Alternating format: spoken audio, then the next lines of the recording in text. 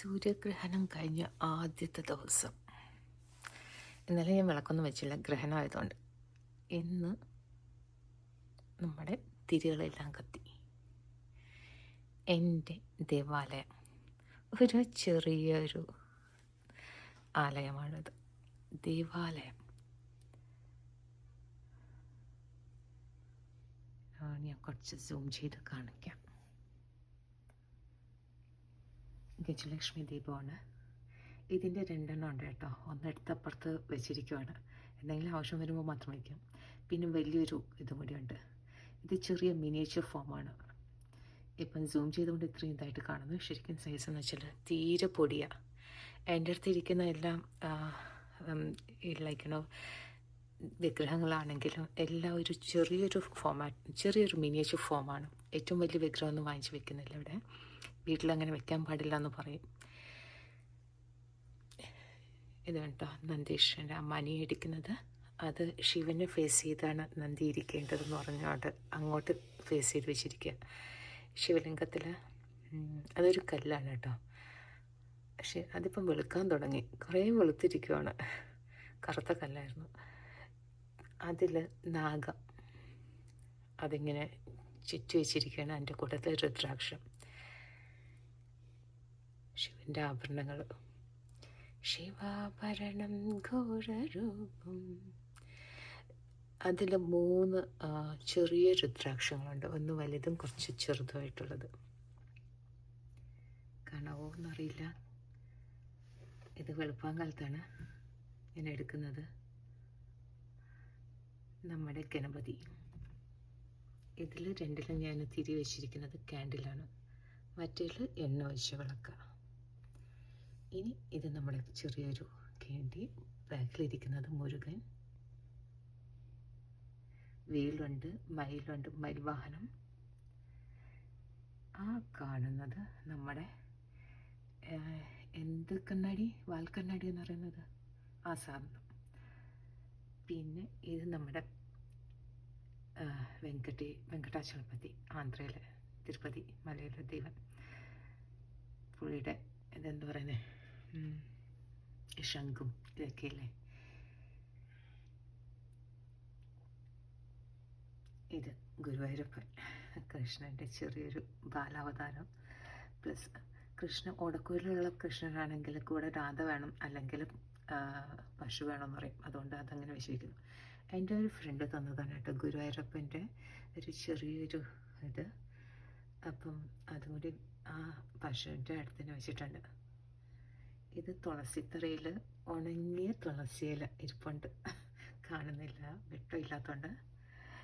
പിന്നെ എൻ്റെ ബാക്കി മഞ്ഞളും കുങ്കുമവും ഭസ്മവും ഇതൊക്കെ വെച്ചിരിക്കുന്ന ഒരു തട്ടം.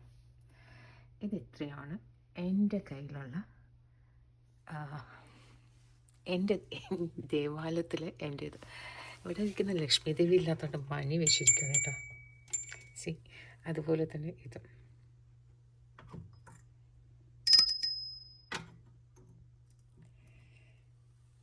പിന്നെ എൻ്റെ സങ്കല്പം എന്ന് വെച്ചാൽ ഈ വെച്ചിരിക്കുന്ന തട്ടം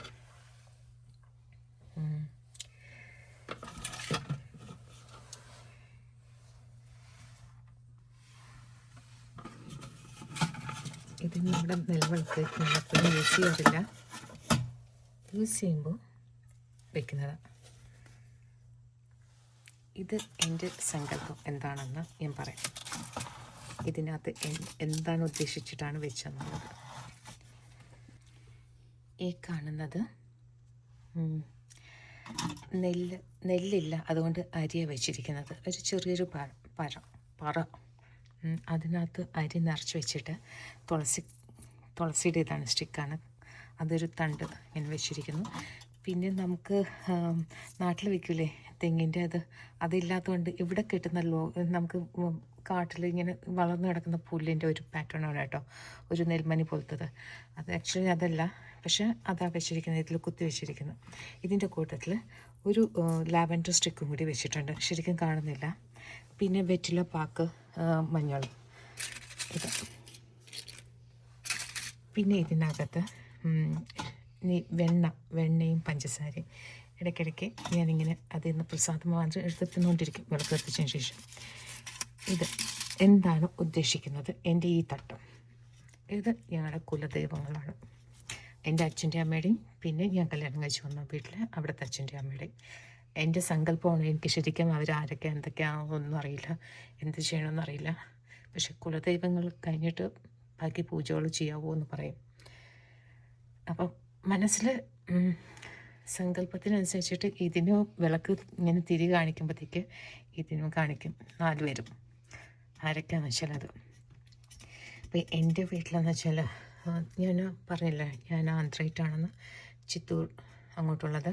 അപ്പോൾ ഞങ്ങൾക്ക് ഗംഗമ്മ എന്ന് പറയും.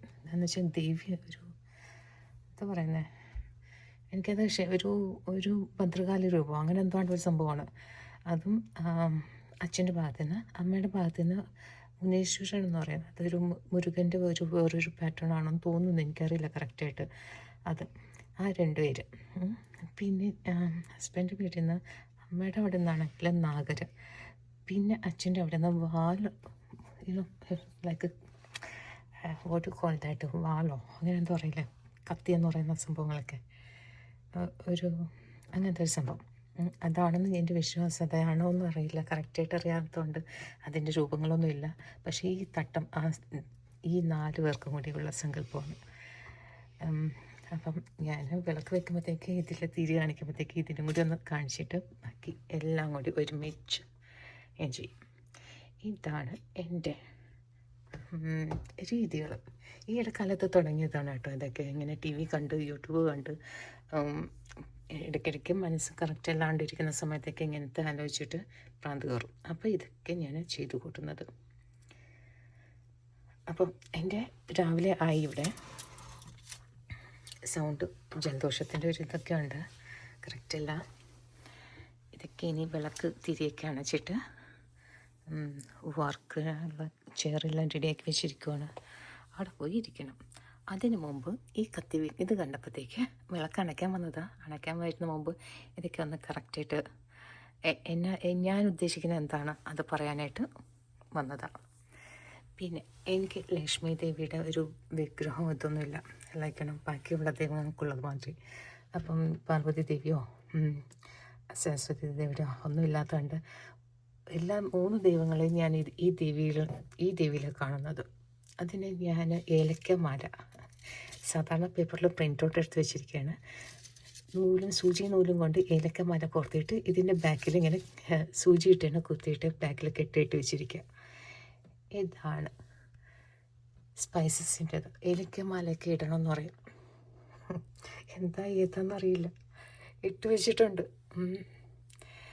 പിന്നെ ഇടയ്ക്കിടയ്ക്ക് ഇങ്ങനെ തുടച്ച് മാറ്റി ചിലപ്പം റീഅറേഞ്ച് ചെയ്ത് ഒരു സമയത്ത് ഓരോ രീതിയിലായിരിക്കും ചെയ്യുന്നത്. ഇങ്ങനെ പോകുന്നു. ശാമ്പ്രാണി തിരി കത്തിച്ച് വെച്ചിരിക്കുക. എല്ലാം കത്തി തീർന്നു. ഇനിയിപ്പോൾ ഇത് അണയ്ക്കണം. ഇതിൻ്റെ വേസ്റ്റ് ഇതിലേക്ക് എടുത്ത് തട്ടി അതവിടെ കിടക്കും. ഇനി നെക്സ്റ്റ് ഡേ എടുക്കുന്നവരെ ഇനി ഞാൻ ഇത് അണയ്ക്കുവാണ്. അങ്ങനെ ഞാൻ എൻ്റെ വർക്ക് ടേബിളിൻ്റെ ഫ്രണ്ടിൽ വന്ന് ഇരുന്നു. വർക്ക് തുടങ്ങണം. രാവിലെ 6:45. ഇനി 15 മിനിറ്റും കൂടിയുണ്ട്. ഈ സമയം കൊണ്ട് ഞാൻ പഞ്ചിങ് ചെയ്ത് വെച്ചിട്ടുണ്ട്. പക്ഷേ ലൈക്ക് കറക്റ്റ് ടൈം കൊടുത്തിട്ടില്ല. ഇനി 15 മിനിറ്റ് കഴിയുമ്പോഴത്തേക്ക് അത് അവൈലബിൾ ആക്കും. അപ്പോഴായിരിക്കും ഞാൻ എൻ്റെ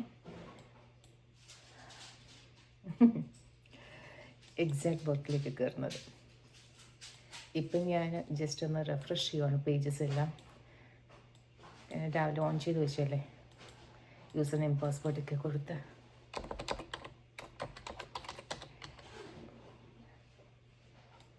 ഓരോ പേജസിലും ആക്സസ് ചെയ്യാൻ പോകണം.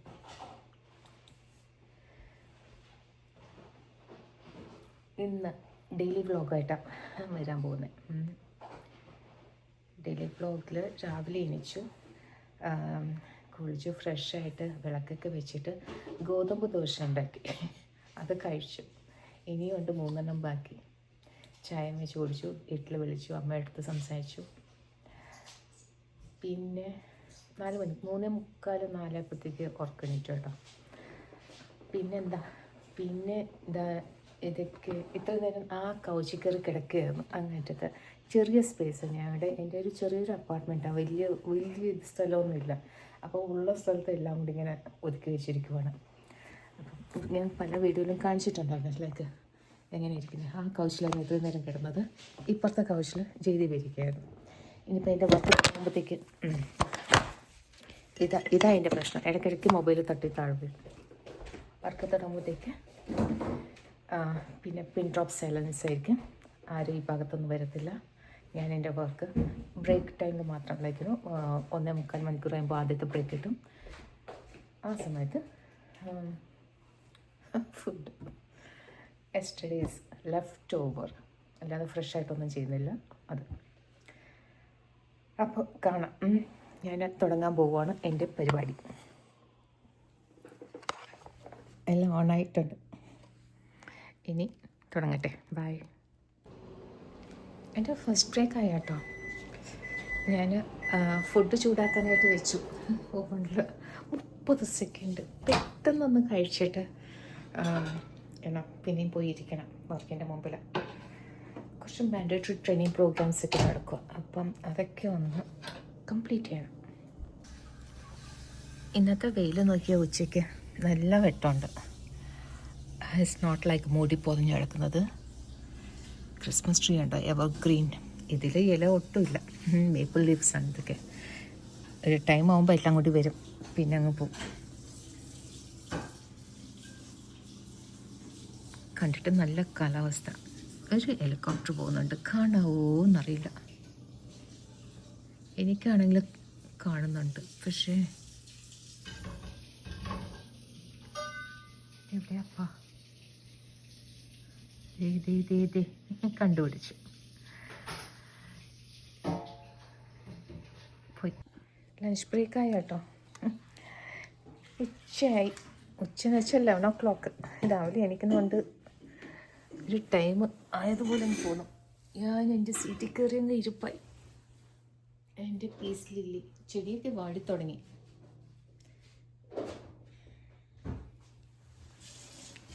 ഇനി ഇരുന്ന് ആലോചിക്കും എന്ത് ചെയ്യണമെന്ന്.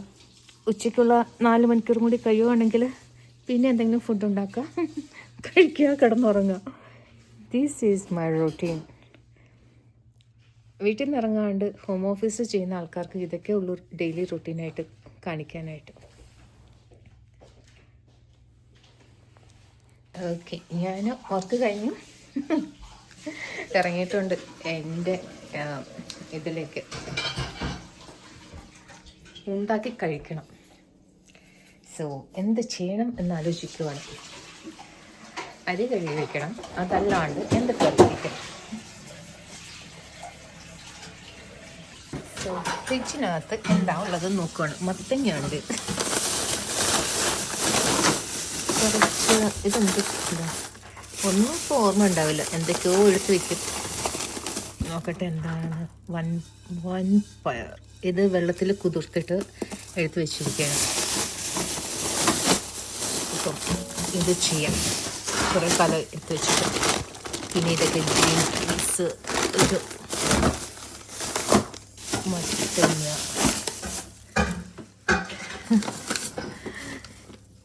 ഇതിനകത്ത് നെല്ലിക്കയാണ്, കുറച്ച് തേങ്ങ, പിര. നോൺ വെജ് ഐറ്റംസാണ് ഈ കാണുന്നത്. അതിൻ്റെ കൂട്ടത്തിൽ കുറച്ച് ബെറീസ് ഉണ്ട്. മീൻ, ഇറച്ചിയുണ്ട്, ചിക്കനുണ്ട്. ഇതൊക്കെ ഇന്നലെ കഴിച്ചുകൊണ്ട് അങ്ങോട്ട് കഴിക്കാൻ തോന്നില്ല. അപ്പം ഏതായാലും ഞാൻ ഇത് തന്നെ എടുക്കാൻ പോവാണ്, വെജിറ്റേറിയൻ ഫുഡിന്. പിന്നെ ഫ്രിഡ്ജ് ഒന്ന് ക്ലോസ് ചെയ്യാം. So I am going to prepare പയറില്ലേ. ഇത് പയറാണോ കടലാണോ നോക്കട്ടെ ആദ്യം. കണ്ണാണെങ്കിൽ നേരെ കാണത്തില്ല.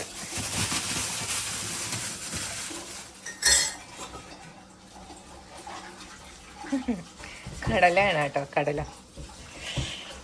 ഏതായാലും ഇതൊന്ന് വേവിച്ചു കഴിഞ്ഞാൽ പെട്ടെന്നാവും. വെള്ളത്തിൽ കുതിർത്ത് വെച്ച് വെക്കണം. സെയിം ഡേ യൂസ് ചെയ്യത്തില്ല, പിന്നെ അടുത്ത ദിവസമായിട്ട് യൂസ് ചെയ്യുന്നത്. അപ്പം അതിൻ്റെ ബാക്കി വന്ന സാധനങ്ങളാണ്. അപ്പോൾ ഇന്ന് ഇത് ഉണ്ടാക്കിയിട്ട് ഇതിൻ്റെ കൂട്ടത്തിൽ റൈസ്. അപ്പോൾ ഞാൻ തുടങ്ങുവാണ് എൻ്റെ കടലക്കറി ഉണ്ടാക്കാൻ. ഓർമ്മയിൽ ഞാൻ കഴിച്ചൊരു കടലക്കറി എനിക്ക് ഏറ്റവും ഇഷ്ടപ്പെട്ടിട്ടുള്ളത്, അത് ലൈക്ക് എങ്ങനെ എക്സാക്റ്റ് ഒന്നും അറിയില്ല എങ്ങനെ ഏതൊക്കെയാണെന്നുള്ളത്. പക്ഷെ ആ ടേസ്റ്റ് നമുക്കുണ്ടാവുമല്ലോ, മനസ്സിനകത്ത് വരണം ഓക്കെ ഇന്ന സാധനങ്ങളൊക്കെ ഉണ്ടാവും എന്നുള്ളത്. അപ്പോൾ അതൊക്കെ വെച്ചിട്ടാണ് ഇന്ന് കൈകാര്യം ചെയ്യാൻ പോകുന്നത്. ഓർമ്മയിൽ എൻ്റെ കടലക്കറി ഏറ്റവും ബെസ്റ്റായിട്ട് എനിക്ക് ഫീൽ ചെയ്തിട്ടുള്ളത്. ഇത് പുട്ടിനോട് എടുക്കാം, ലൈക്ക് ഓടി കൊണ്ടിട്ട് ഗോതമ്പ് ദോശ, ചപ്പാത്തി, പൂരി മസാല എടുക്കുമ്പോഴത്തേക്കില്ലേ പൂരിക്ക് എടുക്കാം. ഇതെല്ലാം നല്ല ടേസ്റ്റാണ് കേട്ടോ. ഇത് ഞാൻ കഴിച്ചത് വർഷങ്ങൾക്ക് മുമ്പ് ട്രിവാൻഡ്രത്ത് വെച്ചിട്ട്. ഞങ്ങളുടെ വീട്ടിലൊരു വാടകയ്ക്ക് ഒരു ലേഡി ഉണ്ടായിരുന്നു, ഒരു ചേച്ചി. ആ ചേച്ചി ഉണ്ടാക്കുന്ന style, she belongs to Pathanamthitta, Ranni ആ ഭാഗത്ത്. അപ്പം അവരുണ്ടാക്കുന്ന ആ ഒരു രീതി എക്സാക്റ്റ് അതുപോലെ വരണമെന്നില്ല. പക്ഷേ എൻ്റെ ഓർമ്മയിൽ ഞാൻ കഴിച്ചതിൽ ഇന്ന സാധനങ്ങൾ ഉണ്ട് എന്നൊരു തോന്നലിൽ ഞാൻ ഉണ്ടാക്കുവാണത്. അതിപ്പോൾ വർക്കാവോ ഇല്ല എന്നുള്ളത് നോക്കണം. അപ്പം ആസ് യൂഷ്വൽ എണ്ണ, കാരണം ഇതിൽ ഇച്ചിരി ഉള്ളി ഇതൊക്കെ വഴറ്റണം. ഞാൻ ഒരു 1.5 സ്പൂൺ ഇത് എടുത്തിട്ടുണ്ട്.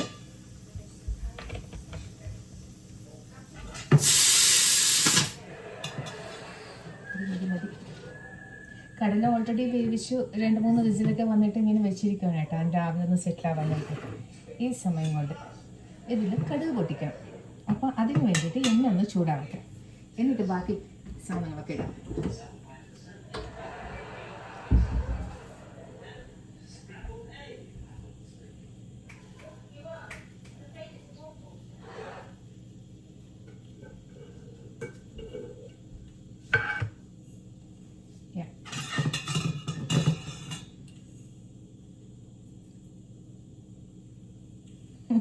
ചൂടായിട്ട് ഇടാവും, അല്ലാണ്ട് ഇടാൻ പാടില്ല. ഇട്ട് കഴിഞ്ഞാൽ അത് പൊട്ടത്തുമില്ല.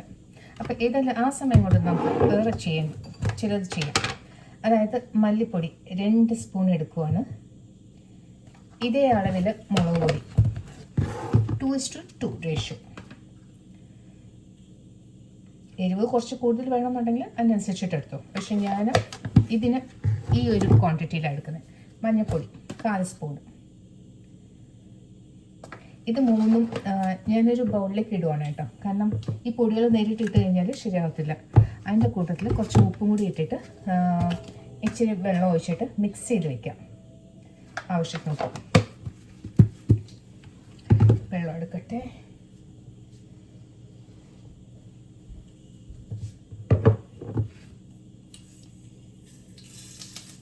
യെസ്, കടുകില്ലേ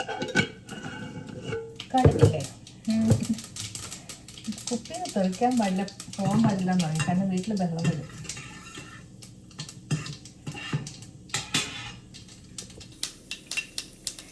കടുകൊക്കെ പൊട്ടി. ഇതിൽ 1-2 വറ്റൽ മുളക് ഇടാം. അതും പൊട്ടാൻ തുടങ്ങി. ഞാൻ ഉള്ളി ഇടുവാണ്, കറിവേപ്പിലയും ഉള്ളി നേരത്തെ അരിഞ്ഞു വെച്ചിട്ടുണ്ട്. അതിൻ്റെ കൂട്ടത്തിൽ ഇഞ്ചിയും വെളുത്തുള്ളിയും കൂടി ഇതെല്ലാം കൂടി ഒരുമിച്ചിട്ടിട്ട് വഴറ്റുവാണ്. മൊബൈലിൽ പിടിച്ച് വെച്ച് ചെയ്യുന്നതുകൊണ്ട് ഇങ്ങനെയൊക്കെ കാണിക്കാൻ പറ്റുള്ളൂ. അപ്പം അഡ്ജസ്റ്റ് ചെയ്യാം. ഇത് നന്നായിട്ടൊന്ന് മൂക്കണം.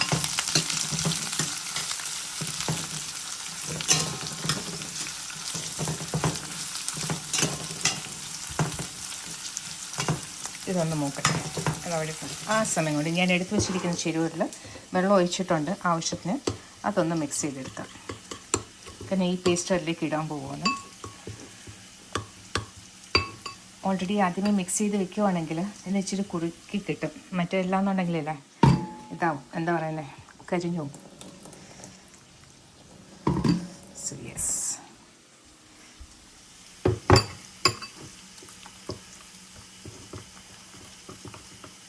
ഒരു പേസ്റ്റ്.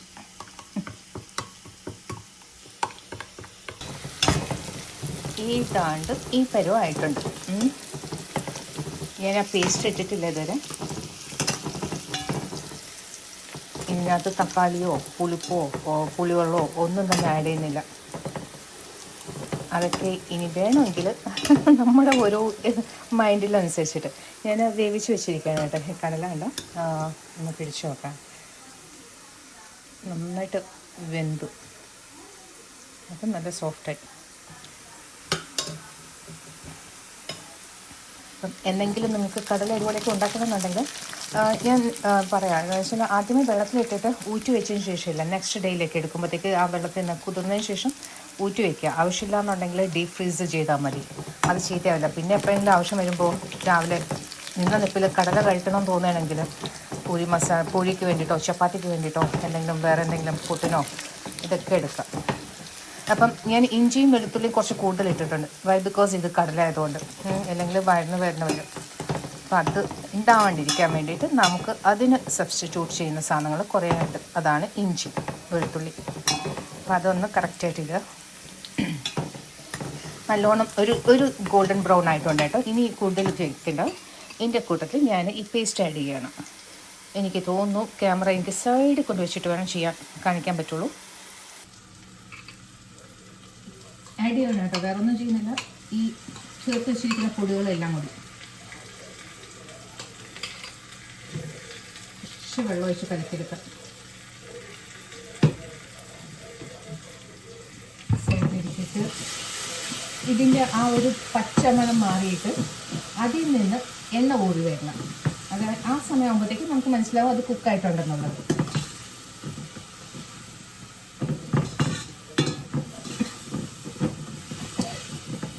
ഇത് വരുന്നു.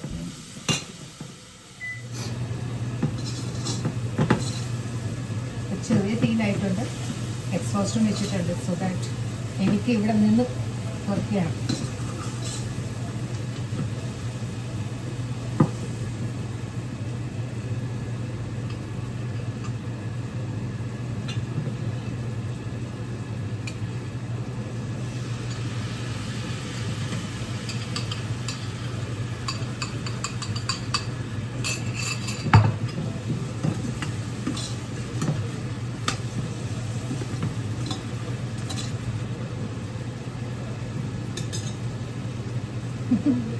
നന്നായിട്ട് വരുന്നുണ്ട്. സിമ്മയ്ക്ക് അത് ഇനി എണ്ണ ചെറുതായിട്ട് ചെറിയ തീയില വെച്ചിരിക്കുന്നത്. തെളിഞ്ഞ് വരുവാണെങ്കിൽ ഇവിടെ കാണാമല്ലോ നമുക്കിപ്പം. ഈ പുക കാരണം ഇതിനകത്ത് കയറുന്നില്ല എന്നുള്ളൂ, ദൂരെ നിന്ന് കാണിക്കാം. അപ്പം പുക നമുക്ക് എഫക്റ്റ് ചെയ്യില്ല. യെസ്, എണ്ണ കുറച്ചുകൂടി ഒന്ന് തെളിഞ്ഞ് വന്ന് ആ വെള്ളത്തിനും പറ്റുമ്പോഴത്തേക്ക് നമ്മുടെ ഇതിൻ്റെ അർത്ഥം ഈ മസാല എല്ലാം ഇതിനകത്തിരുന്ന് കുക്കായിട്ടുണ്ടെന്ന്. അതിനുശേഷം പകുതി കടല എടുത്ത് ഞാൻ അതിലിടും. ബാക്കി കടല ഞാൻ ഉടച്ചിട്ടാണ് ഇടാൻ പോകുന്നത്. അപ്പോൾ കുറച്ച് ഗ്രേവിക്ക് തിക്നെസ് ഇട്ടാൻ വേണ്ടിയിട്ട്. അല്ലെങ്കിൽ കടല കഴിച്ച മാത്രമേ ഇരിക്കും. ഇത് നല്ല സോഫ്റ്റായിട്ടുണ്ട് കേട്ടോ. തൊട്ടാൽ മതി ഉടഞ്ഞു പോവുകയാണ്.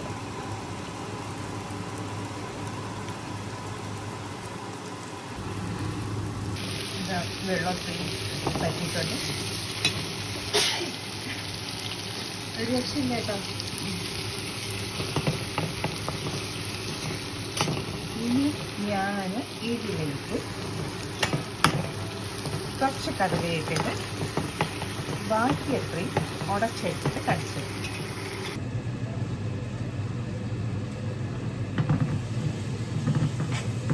മസാല എല്ലാം നല്ല ആ ഒഴിച്ച വെള്ളവും കുറുകിയിട്ടുണ്ട്. എണ്ണ അത്രയും തെളിഞ്ഞു വന്നു. ഇനി ഞാൻ കടല ഒരു പകുതി കടല ഇതിനകത്തുള്ള ഇത് പകുതി പോകണം.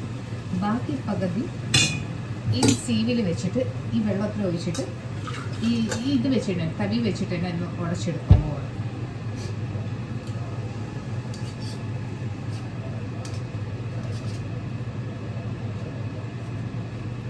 പകുതി ഒന്ന് സ്പ്ലിറ്റ് ആയാൽ മതി. ഇല്ലെങ്കിൽ നന്നായിട്ട് വെന്തത് കൊണ്ട്. ഇല്ലാന്നുണ്ടെങ്കിൽ മിക്സിയിലിട്ടിട്ട് ഒന്ന് ഉടച്ചിട്ട് ഒഴിച്ചു കൊടുത്താലും കുഴപ്പമില്ല.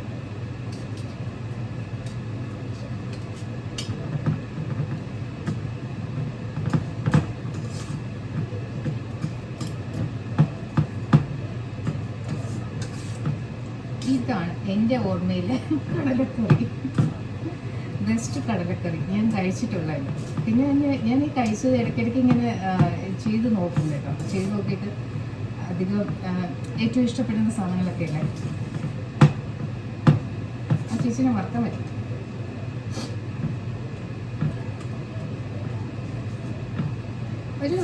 വേറൊരു കാര്യം കൂടി ഞാൻ നോട്ട് ചെയ്തിട്ടുണ്ട്. ആ ചേച്ചി ഉണ്ടാക്കുന്ന എന്ത് കറികളാണെങ്കിലും എല്ലാം നമ്മുടെ ഈ മീൻ കറി മുളകിട്ട് ചെയ്യത്തില്ല പറ്റിക്കുന്ന മാത്രമുള്ളത്. ഇഞ്ചിയും വെളുത്തുള്ളി എല്ലാത്തിലും ഉണ്ടാകും. വേറെ തക്കാളിയോ വേറെ ഒന്നും കാണത്തില്ല. പക്ഷെ എന്താ ടേസ്റ്റെന്ന് അറിയാമോ? എല്ലാം ഇറച്ചി ഉണ്ടാക്കുകയാണെങ്കിലും കാട്ടിറച്ചിയൊക്കെ അവർ കൊണ്ടുവരും ഇടയ്ക്കിടയ്ക്കൊക്കെ അവിടെ നിന്ന് വരുമ്പോഴത്തേക്ക് വരും. ആ കാട്ടിറച്ചിയൊക്കെ എന്ത് പറയുന്നത് എൻ്റെ പോത്തൊന്നല്ല തോന്നുന്നു, വേറെ എന്താണ് സംഭവമാണ്. ഇടയ്ക്കിടയ്ക്ക് കിട്ടുമ്പോഴത്തേക്ക് ഇങ്ങനെ ചെയ്തു തരും. നല്ല ടേസ്റ്റുള്ളത്. പക്ഷെ എനിക്കൊന്നും അവരുടെ കൈ തന്നെ എത്തണം, വേറെ ആരുടെ കൈ എത്തിയാലും ശരിയാവത്തില്ല. ചില നമ്മൾ പറയത്തില്ല കൈപ്പൂന്യം എന്നൊക്കെ പറയുന്നത്, ഇങ്ങനെ ആ ഇതൊക്കെ ഉണ്ടെങ്കിൽ ചെയ്യേണ്ടവർ ചെയ്താൽ എത്തേണ്ടവർ എത്തിയാൽ നോക്കേണ്ടവർ നോക്കിയാൽ കാര്യങ്ങൾ നടക്കുള്ളൂ പറയില്ല. ചില കാര്യങ്ങളൊക്കെ സത്യമാണ് കേട്ടോ, അതല്ലെങ്കിൽ അതിൻ്റെ വഴിക്കൊന്നും പോകത്തില്ല.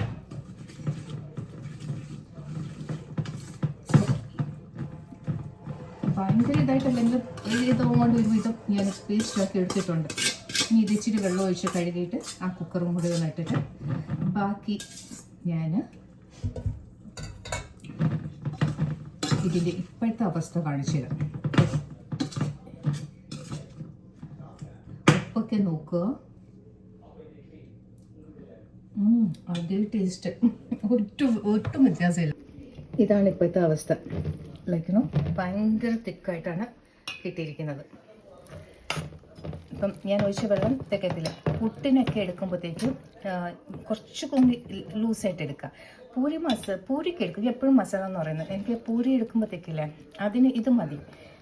നിങ്ങൾക്ക് ഭയങ്കര ചാറ് വേണ്ടാന്നുണ്ടെങ്കിൽ പിന്നെന്താ ഗോതമ്പ് ദോശ അല്ലെങ്കിൽ ദോശ, അപ്പം, യെസ്, അതിനൊക്കെ ബെസ്റ്റ് പറ്റിയ ഒരു ഇതാണ് കോമ്പിനേഷൻ.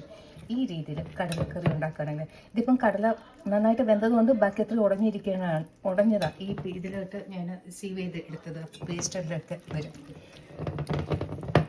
അപ്പോൾ ഇനി ഞാൻ കുറച്ച് വെള്ളം കൂടി ഒഴിച്ചിട്ട് അത് ബാക്കി കുറച്ചൊന്ന് ലൂസാക്കി എടുത്തു കഴിഞ്ഞാൽ എനിക്ക് ഇന്നത്തേക്ക് നാളത്തേക്ക് ഓടണം. അതിൻ്റെ വണ്ടി അല്ലെങ്കിൽ ഓടത്തില്ല. അപ്പം അത് ക്വാണ്ടിറ്റി വേണം. സോ അതിന് ഞാൻ കുറച്ച് ലൂസാക്കാൻ പോവുകയാണ്. ബട്ട് ഈ പരുവത്ത് നിർത്തുന്നതായിരിക്കും ഞാൻ ഏറ്റവും കൂടുതൽ അഡ്വൈസ് ചെയ്യുന്നത്. എന്താ ടേസ്റ്റ്. വേറെ പരിപാടികളേ ഇല്ല അതിനകത്ത്. എന്താ ഈസിയെന്ന് അറിയോ? ഇച്ചിരി വെള്ളം എടുത്തിട്ടുണ്ട് കേട്ടോ.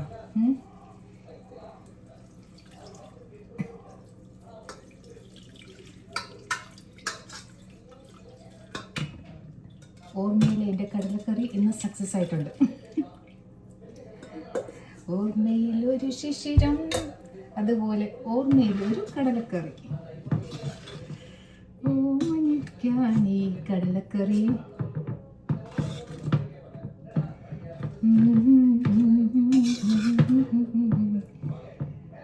ഉപ്പ് നോക്കുക, കാരണം ഞാനിപ്പം കുറച്ച് ഇത് ചെയ്തു, എന്താ കുറച്ച് ലൂസാക്കിയില്ലേ.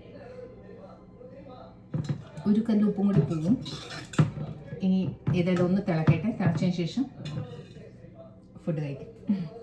അപ്പം വന്നിട്ടുണ്ട് കേട്ടോ ടേസ്റ്റിംഗ് ടൈം. കറി എടുത്ത് വെച്ചിട്ടുണ്ട്. അതിന് കുറച്ചും കൂടെ ഉള്ളൂ. ഞാനിത് ആലോചിക്കുന്നത്, നാളെ ഇതേതായാലും ഉണ്ടാക്കിയ സ്ഥിതിക്ക് ഏതായാലും ചാറൊക്കെ എടുത്തിട്ട് നമ്മൾ ചോറിൻ്റെ കൂട്ടത്തിലങ്ങ് തീർക്കും. നാളെ ഒന്നെങ്കിൽ ഗോതമ്പൂട്ട് അല്ലെങ്കിൽ ഒരു കൊണ്ടായിട്ട് അരിമാവ് ഉണ്ട്. അത് രാവിലെ ഉണ്ടാക്കിയിട്ട് ഈ കടലക്കറിയും വെച്ചിട്ട് പുട്ടടിക്കാം നമുക്ക്. അപ്പം ഞാൻ ഇതിന് കൂട്ടത്തിൽ വേറെ ഒന്നും ഇല്ലാത്തതുകൊണ്ട് സവാള കുറച്ച് എടുത്തിട്ടുണ്ട് തൊട്ട് തിന്നാൻ വേണ്ടി. അപ്പം ഞാൻ ടേസ്റ്റ് ചെയ്യണം. എനിക്ക് ഇഷ്ടപ്പെട്ടു കേട്ടോ. ഞാൻ ഓൾറെഡി ടേസ്റ്റ് ചെയ്തായിരുന്നു. ജസ്റ്റ് ഇത് പറയാൻ വേണ്ടിയിട്ട് ടേസ്റ്റിംഗ് ടൈം ഞാൻ ഉണ്ടാക്കിയത് ഞാൻ അത് പറഞ്ഞില്ല എന്നുണ്ടെങ്കിൽ നിങ്ങളെങ്ങനെ അറിയും ഇതെന്താ ടേസ്റ്റ് എന്നുള്ളത്? അതിൽ വെള്ളം വരുന്നു, കപ്പൽ ഒട്ടിക്കാനുള്ള വെള്ളമുണ്ട്. സോ ഒരു പച്ച ഉള്ളി ചോറിൻ്റെ കൂട്ടത്തിൽ ഈ സാധനം വെച്ചിട്ട്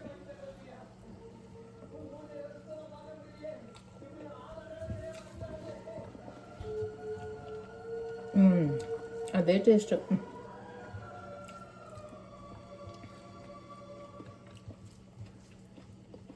ഒരു വ്യത്യാസമല്ല. ഞാൻ എൻ്റെ ഓർമ്മയിലുള്ള അതിനെ ഞാൻ തിരിച്ച് അങ്ങോട്ട് ആവിഷ്കരിച്ച് വെച്ചിരിക്കുകയാണ്. അപ്പം ഇങ്ങനെയും കടലക്കറി ഉണ്ടാക്കാം. സിമ്പിൾ കാര്യങ്ങളാട്ടോ. കൂടുതലും മസാല ചേർത്ത് നമ്മൾ തേങ്ങ അരച്ച് വയ്ക്കുകയോ ഒന്നും തന്നെ വേണ്ടി വരുന്നില്ല. ഇത് പെട്ടെന്ന് ചെയ്യാൻ പറ്റുന്നത്. ഇപ്പം 4:03 വർക്ക് 3 മണിക്ക് തീർന്നു. പക്ഷെ എൻ്റെ ഇടയിൽ ഞാൻ വേറെ കുറേ പരിപാടികൾ ചെയ്യാനായിട്ട് അങ്ങ് പോയായിരുന്നു. എൻ്റെ ഇടയിൽ അത് കുറച്ച് ലേറ്റ് ആയത്.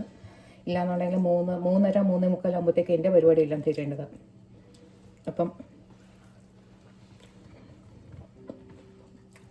റാഡിഷ് അത് കിട്ടുവാണെങ്കിൽ മുള്ളങ്കി എന്താ പറയുന്നത്, റാഡിഷ്, അതിൻ്റെ തൊലിയൊക്കെ ചെത്തിയിട്ട് ഇതുപോലെ വട്ടത്തിൽ അരിഞ്ഞിട്ട് സ്റ്റാൻഡേർഡായിട്ട് ഇതിൻ്റെ കൂട്ടത്തിൽ കഴിക്കാം. ഉള്ളി ഇല്ലാന്നുണ്ടെങ്കിൽ